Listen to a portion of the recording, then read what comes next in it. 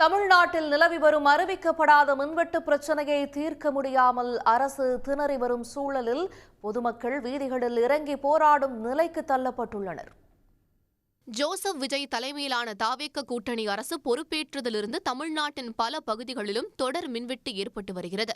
அமைச்சர்கள் ஆய்வுக்கு செல்லும் இடங்களில் கூட திடீரென மின்வெட்டு ஏற்படும் அவலம் நிலவி வருகிறது. நாகை மாவட்ட ஆட்சியர் அலுவலகத்தில் அமைச்சர் ஷாஜஹான் தலைமையில் நடைபெற்ற ஆய்வுக் கூட்டத்தின் போது மின்வெட்டு ஏற்பட்டதால் சலசலப்பு ஏற்பட்டது.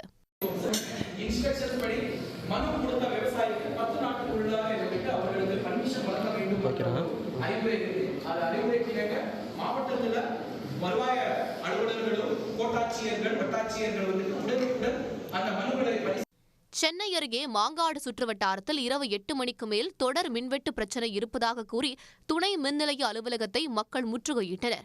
இதனிடையே மாங்காடு சீனிவாசா நகரில் மின்வெட்டு குறித்து ஆய்வு செய்ய மின்மாற்றியில் ஏறிய மின்வாரிய ஊழியர் மீது மின்சாரம் பாய்ந்ததில் அவர் பலத்த காயமடைந்தார். மாங்காடு நகராட்சியில் 14வது வார்டு இங்கே என்னென்னா டெய்லியும் கரண்ட் கட் ஆகும். என்ன ரீசன்னா ஒரே ஒரு டிரான்ஸ்ஃபார்மர் தான் இந்த ஏரியா மொத்தமும் இருக்குது.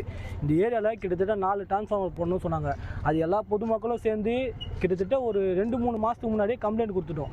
ஆனால் என்னன்னா அது எந்த ஒரு ஆக்ஷனும் எடுக்கலை. சரி, டெய்லியும் வந்து நைட்டு ஒரு கிட்டத்தட்ட ஒரு 4-5 வாட்டி கரண்ட் கட் ஆகும். இந்த ஒயர் எல்லாமே பத்தின்னு எரியும்.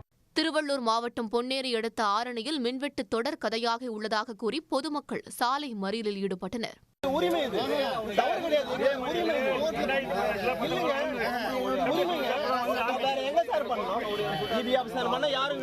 சாயந்தரம் 8 ஆச்சுன்னா பட்டுன்னு ஆஃப் பண்ணிடுறாங்க. அதே வரைக்கும் 11:30 வரைக்கும் கரண்ட் பட்டுன்னு போகுது. ஒரு 5 நிமிஷம் வந்து திரும்பி நின்று ஒரு ஹவர் வந்தா கூட மனசு திருப்தியா இருக்கும். போடாது வருது போகுது. இந்த மாதிரி எப்படிங்க வருது? குழந்தைங்க ஸ்கூல் போற குழந்தைங்க இருக்காங்க, உடம்பு சரியா இருக்காங்க, டெலிவரி ஆனவங்க இருக்காங்க. இவங்களாம் எப்படி ஆகுது? எதனா இது முக்கியத்துவம் தரத்தாலையா? என்ன காரணம் இது? ஒரு நாளைக்கு 10-20 வாட்டி கரண்ட் ஆஃப் பண்றாங்க. நைட் ஃபுல்லா 12-1 மணி வரைக்கும் கரண்ட் இல்லை. பசங்க தூங்கவும் முடியல, குழந்தைங்க தூங்க முடியல, சாப்பிட முடியல. ஸ்கூலுக்கு மறுநாள் காலைல நாங்கள் ஸ்கூலுக்கு இருந்து வேலைக்கு போறோங்களா எப்படி சார்? சென்னை மேடவாக்கத்தில் இரவு 8:40 மணிக்கு துண்டிக்கப்பட்ட மின்சாரம் நள்ளிரவு 12 மணி வரை விநியோகிக்கப்படாததால் ஆத்திரமடைந்த அப்பகுதி மக்கள் குழந்தைகளுடன் வீதிக்கு வந்தனர். உதவி மின் பொறியாளர் அலுவலகம் மூடி கிடந்ததால் அதிர்ச்சியடைந்த மக்கள் போராட்டத்தில் ஈடுபட்டனர். ஆஃபீஸ் வாசல்ல நின்றுட்டு இருக்கோம். ஒரு ஏஇ ரெஸ்பான்ஸ் கிடையாது. ஒரு பர்சன் கூட ஆஃபீஸில் இல்லை. ஓஎன்டம்ல எப்படி தானே சார் இருப்பீங்க?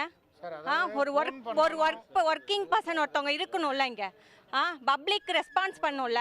ஒரு ஃபோன் கால் அட்டன் பண்ணுறது கிடையாது. குழந்தைய வச்சுட்டு ரோட்டில் நின்றுட்டு இருக்கேன். அவங்கவுங்க வீட்டில் இருக்கீங்க, ஒர்க் பண்ணுறீங்களா சார்? அது பப்ளிக் ரெஸ்பான்ஸ் பண்ணுமா இல்லையா? ஒரு இடத்துல மட்டும் இல்லை, பாபு நகர், சாய்பாபா கோயிலேருந்து எல்லாம் இந்த சரௌண்டிங் ஃபுல்லாகவே வராங்க. பெருமாள் கோயில் ஆர்ச்சிலேருந்து முருகன் கோயில் ஆர்ச்சி, ஜல்லடம்பேட்டை, இந்த சரௌண்டிங் ஃபுல்லாக வந்திருக்காங்க. இது வந்து கண்டினியூஸாக 15 நாளாக நடக்குது. இன்னைக்கு ஒரு நாள் மட்டும் இது நடக்கல. தகவல் அறிந்து அங்கு சென்ற மின் ஊழியர் ஒருவர் பொதுமக்களின் கேள்விகளுக்கு அலட்சியமாக பதிலளித்ததால் ஆத்திரமடைந்து மக்கள் கடும் வாக்குவாதத்தில் ஈடுபட்டனர்.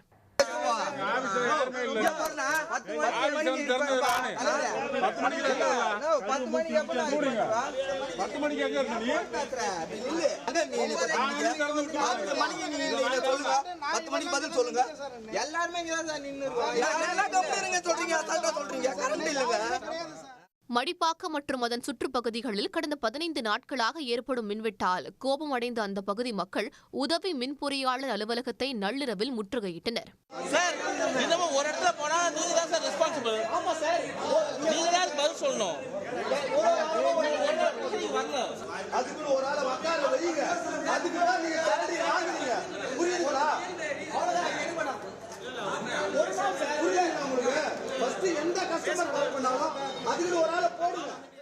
இதனிடையே மின்வெட்டு தொடர்பான புகார்களுக்கு உடனுக்குடன் நடவடிக்கை எடுக்கப்பட்டு வருவதாக அமைச்சர் நிர்மல்குமார் தெரிவித்துள்ளார். இப்போ மின்னகமும் நம்மளுடைய டிஸ்ட்ரிபியூஷன் இருக்கிற, அதாவது கீழே இருக்க சிஇ எல்லாம் சேர்ந்து இப்போ சோஷியல் மீடியா டீம், இப்போ யாரெல்லாம் சோஷியல் மீடியாவில் வர கம்ப்ளைண்ட்ஸ் இருக்கோம் இவங்கெல்லாம் சேர்ந்து ஒரு வாரமாக செயல்பட்டு வராங்க. ஸோ மின்னகத்துலேருந்து தான் எல்லா கால்ஸும் ரிசீவ் பண்ணப்பட்டு அதன் மூலியமாக இங்கே டிஸ்ட்ரிபியூஷனில் யாருக்கெல்லாம் பிரச்சனை இருக்கோ அவங்களாம் இருக்குது. நைட்டு ரோந்துகளில் இன்னும் நிறைய பேர் பணியமர்த்தப்பட்டிருக்கோம்.